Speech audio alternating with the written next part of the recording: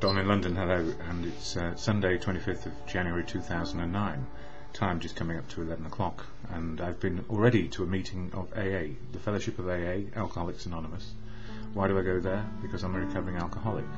So I understand a bit about the addiction to either substance or behaviour, and of course the behaviour which goes with being an alcoholic is to drink, isolate often, and not be very pleasant to be with, because we don't know ourselves, and how can we possibly know others if we don't know ourselves? So it's been said to me this morning, very, very gratefully received, that I need to put myself first, and that message really is connected with the whole programme of the Fellowship of AA.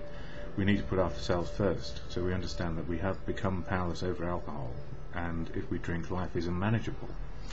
And in a strange way, it is putting sobriety first which counts. Lean on fellowship, make it happen in a way which works for you. And you may have noticed I put on one of my playlists Eckhart Tolle speaking. I haven't heard the full video, but just listening to him say about not this, not that, not something. Often we can describe something as not this, not that, not something, and then we get to understand that maybe it's just being where it is, or being who it is today, that is important. Just being. And I went to it was an excellent meeting, all about powerlessness, and January is the first month and the first step of 12 steps in this book, Daily Reflections. So I've been concentrating on powerlessness so far this month, and powerlessness over people, places and things. I need to remind myself of that every morning. But the reading for July 25th from this book goes like this, having said put myself first. What we need, each other. AA is really saying to every serious drinker, you are an AA member if you say so. Nobody can keep you out, and that comes from the 12 Steps and 12 Traditions, page 139. It goes on to say, for years, whenever I reflected on Tradition 3, the only requirement for AA membership is a desire to stop drinking, I thought it valuable only to newcomers. It was their guarantee that no one could bar them from AA today. Today I feel enduring gratitude for the spiritual development of tradition that tradition has brought me. I don't seek out people obviously different from myself. Tradition 3, concentrating on the one way I am similar to others, brought me to know and help every kind of alcoholic, just as they have helped me. Charlotte, the atheist, showed me high standards of ethics and honour. Clay, of another race, taught me patience. Winslow, who is gay, led by example into true compassion. Young Megan says that seeing me at meetings, sober 30 years, keeps her coming back. Tradition 3 ensured that we would get what we need from each other. And I'm nowhere near 30 years, I'm only a few in. But the gift is that I can go to a meeting like I did this morning, and at the beginning of that meeting, which I'll share now, so you've got no misunderstanding about Tradition 3, Alcoholics Anonymous is a fellowship of men and women who share their experience, strength and hope with each other, that they may solve their common problem and help others to recover from alcoholism. The only requirement for membership is a desire to stop drinking. There are no dues or fees for AA membership. We are self-supporting through our own contributions.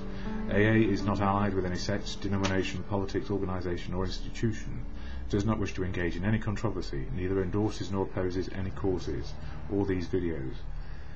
Our primary purpose is to stay sober and help other alcoholics to achieve sobriety.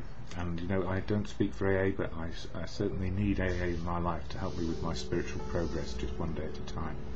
And I say to myself that I am powerless over people, places and things, and if I feel I have power over, then I start to control, and then fear can come in, and then I've lost the plot in no time flat. As Bill Sees It, again another relevant book for today and reading, number 8, A New Life. Is sobriety all that we are to expect of a spiritual awakening? No, sobriety is only the bare beginning. It is only the first gift of the first awakening. If more gifts are to be received, our awakening has to go on. As it does go on, we find that bit by bit we can then discard the old life, the one that did not work, for a new life that can and does work, under any conditions whatever. And that's very much about the 12-step program. Regardless of worldly success or failure, regardless of pain or joy, regardless of sickness or health, or even death itself, A new life of endless possibilities can be lived if we are willing to continue our awakening through the practice of AA's 12 steps. Pretty much what I was saying in the middle. And, the gift for me is I've been in a relationship. We've understood each other, and what we agreed, we need to put each other first. Rather, we need to put ourselves first in recovery, and not worry and get on and be single and be happy. Don't keep on reliving the history and digging into the past and what if. Because if we put what if and the history back in the forefront of our mind, we'll end up doing the same thing over and over again, either with the same person or another person. So it's about moving on and understanding what is this spiritual life. It's learning what is honest, open and truthful as each moment ticks by. And Eckhart Tolle, the guy I put on my front page, if you like, this morning, I have a lot of time for, although time is a relative thing. Timelessness is what he is about. And in this book, Practicing the Power of Now, Essential Teachings and Meditations and Exercises, it fell open on Chapter 3, Entering the Now. I have got time to cover this a bit. It says here, with the timeless dimension comes a different kind of knowing, one that does not kill the spirit that lives within every creature and everything. A knowing that does not destroy the sacredness and mystery of life, but contains a deep love and reverence for all that it is. A knowing of which the mind knows nothing. Break the old pattern of present moment denial and present moment resistance. Make it your practice to withdraw attention from the past and future whenever they are not needed. Step out of time dimension as much as possible in everyday life. If you find it hard to enter the now directly, start by observing the habitual tendency of your mind to want to escape from the now. You will observe that the future is usually imagined as either better or worse than the present. If the imagined future is better, it gives you hope or pleasurable anticipation. If it is worse, it creates anxiety. Both are illusory. Through self-observation, more presence comes into your life automatically. The moment you realize you are not present, you are not present. You are present. Whenever you are able to observe your mind, you are no longer trapped in it. Another factor has come in, something that is not of the mind, the witnessing presence. And to illustrate that, for me, last night I was trying to lose myself in TV programs whilst I couldn't sleep, and all the time I was watching, I was not present because I hadn't got a clue what happened in those programs. So what this program, I'm reading something, say, from Eckhart Tolle and many other philosophers, is how do I keep myself in the present moment by letting go of the past and not imagining the future.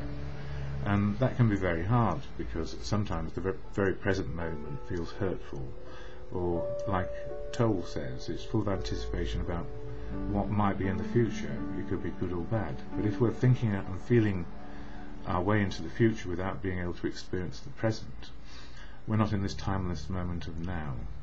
So I wonder, how am I feeling this morning? These are my questions.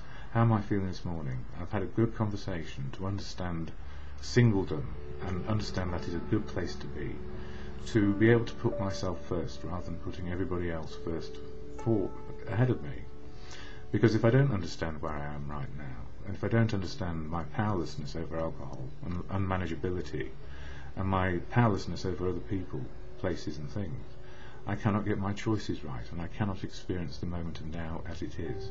My surroundings, the fact that where I live is okay, I have a roof over my head, that I can go to meetings and I can hear wisdom from people who are happy or sad, hurting or absolutely joyous about life. It's being able to see and understand and experience those emotions, either going with them, but then finding my own inside. So my feelings this morning, relief, understanding, and being myself. I guess maybe that is putting myself first, but only in the best possible way. And always the serenity prayer helps me. God, grant me the serenity to accept the things I cannot change, courage to change the things I can, and the wisdom to know the difference. And actually, wisdom comes with living in the present moment as we go along. So my time is up, and what a relief for me today just to be me, and to give unto the world as it gives to me as best I can.